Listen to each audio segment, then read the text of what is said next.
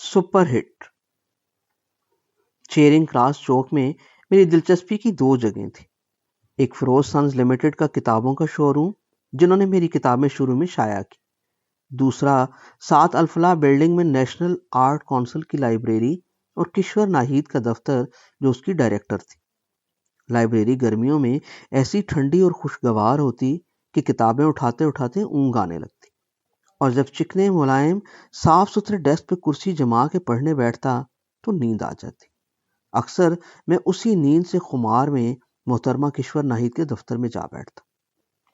وہ اپنے کھلے کشادہ دفتر میں پہیوں والی کالی نرم چمڑے کی بڑی سی کرسی پہ بیٹھی میز پہ پڑے کاغذوں کے پلندوں کو اپنی پتلی پتلی انگلیوں سے الٹتی پلٹتی پڑھتی، باریک سے باریک غلطی پہ بھی بڑا سا لال دائرہ لگاتی، اور اپنی سنہری چھوٹی پتلی تار کے فریم کو ناک پہ جمائے اس کے اوپر سے خشونت سے 7 ہاتھ باندھے کھڑے اپنے سپرنٹینڈنٹ کو دیکھتی جاتی. میں جاتا تو اینک کے اوپر سے مجھ پہ ایک خوشگوار سی مسکراہٹ پھینک کے دبدبے سے کہتی بیٹھ جاؤ. کبھی یونیفارم پہنے پہنے دفتر سے سیدھا چلا جاتا تو پھر کرسی سے تھوڑا اٹھ کے کہتی اچھا سیدھے دفتر سے آگے، چلو جاؤ گھر کپڑے بدل کے آؤ.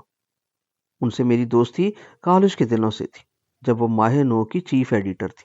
میں اپنے افسانے کبھی انہیں ڈاک سے بھیجتا، کبھی خود لے کر ان کے پاس پہنچ جاتا. وہ بڑے انہواک سے میری لکھی ہوئی کہانیاں پڑھتی، املا کی غلطیاں درست کرتی جاتی اور اینک کے اوپر سے بولتی ڈاکٹری کے ساتھ ساتھ اردو بھی پڑھ لیتے تو بہتر ہوتا. انہوں نے میری پہلی کہانی گیلی روشنی 1976 میں ماہ نو میں شائع کی. میری کہانیاں ان کے پرچے میں چھپتی تو مجھے 7 منی آرڈر پہ پیسے بھی اتنے مل جاتے کہ میڈیکل کالج میں میرے ہاسٹل کا خرچ نکل آتا.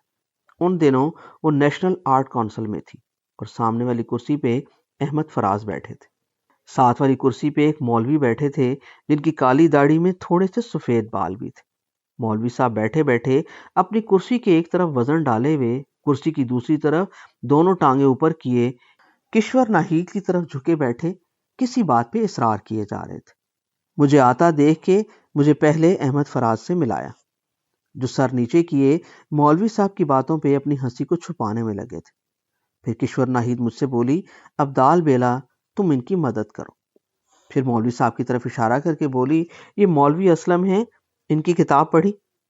کون سی میڈم؟ مرنے کے بعد کیا ہوگا. احمد فراز کی مسکراہٹ سے ان کے اجلے چہرے پہ ہونٹ کانوں تک پھیل گئے. جی میڈم تھوڑی سی پڑھی ہے، ساری نہیں. لو اسلم صاحب یہ آپ کو پڑھتا رہے، ہے بھی نثر نگار، اس سے لکھوا لیں. نا جی نا میڈم جی آپ سے ہی لکھوانا ہے. احمد فراز کی ہنسی اس سے نہ رکی اور وہ جی بھر کے ہنسنے لگا. لکھنا کیا ہے میڈم؟ لو اسے دکھاؤ. یہ دیکھو. مولوی اسلم اپنی دوسری کتاب کا مسودہ لے کر آیا. کیا نام مولوی جی اس کا؟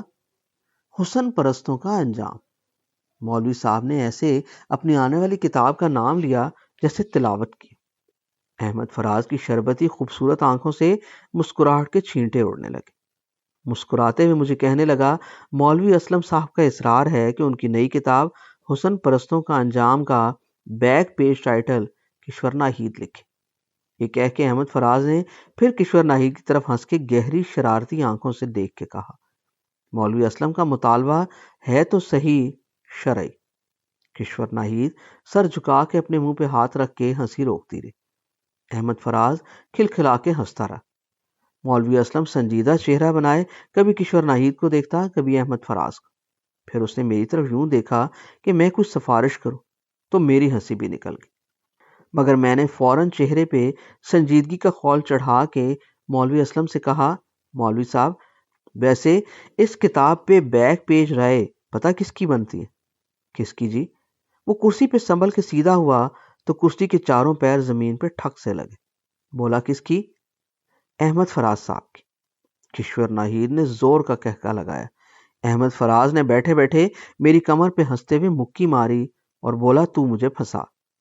بڑی دیر تک مولوی اسلم کا زور و شور سے اصرار جاری رہا. کشور ناہید کے ساتھ وہ احمد فراز سے بھی کہتا جائے آپ مسودہ رکھ لیں، پڑھیں، بیک پیج چھوڑیں، اس کا دیباچہ لکھ دیں.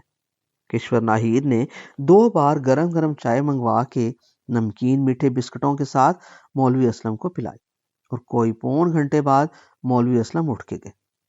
خدا جانے آخر میں کشور ناہید نے اس کے کان میں کیا بات کہی کہ مولوی صاحب اٹھے، ورنہ تو وہ ایسے آئے بیٹھے تھے کہ آج لکھوا کے اٹھوں گا۔ جاتے جاتے وہ مرنے کے بعد کیا ہوگا کہ جلدیں کشور ناہید، احمد فراز اور مجھے دیتے گئے۔ مولوی صاحب اٹھ کے گئے تو کشور ناہید اور احمد فراز دونوں نے سینے میں بھری ہواؤں کے جھکڑ چھوڑ کے اطمینان کے سانس لی۔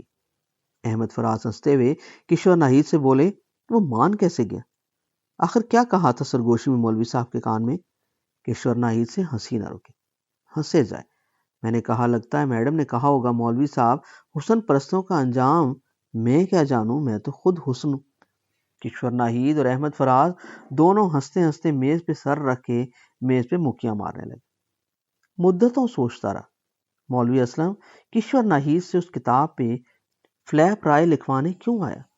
یہ سوچتا رہا کہ ایسی کتابیں کیوں لکھی جاتی جن میں زندگی سے زندگی نکال کے زندہ رہنے کا درس دیا جاتا، بندے کو بندہ بنا رہنے پہ شرمندہ کیا جاتا۔ جب تک ممتاز مفتی سے تفصیلی نہ ملا مجھے ان سوالوں کا جواب نہ ملا۔ دروازہ کھلنے کی آواز آئی، دفتر کا ہیڈ کلرک آ گیا اور کشور ناہید پھر سنجیدگی سے اپنے چہرے پہ اینک جما کے سامنے پڑے کاغذوں کے مطالعے میں جت گئی۔ احمد فراز سگریٹ کا کش لیتے ہوئے اس کا دھواں کھڑکی کی طرف منہ کر کے پھینکنے لگا۔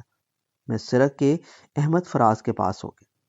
کشور ناہید نے میز پہ رکھی ڈاک پڑھتے پڑھتے اینک کے اوپر سے احمد فراز کی طرف دیکھ کے مجھے دیکھ کے بولی، پتہ یہ ڈاکٹر بیلا افسانہ نگار ہی نہیں فوجی افسر بھی ہے، اسے وہ نظم سناؤ، اب کہ میرے دوستو ایسا نہیں ہونے دینا۔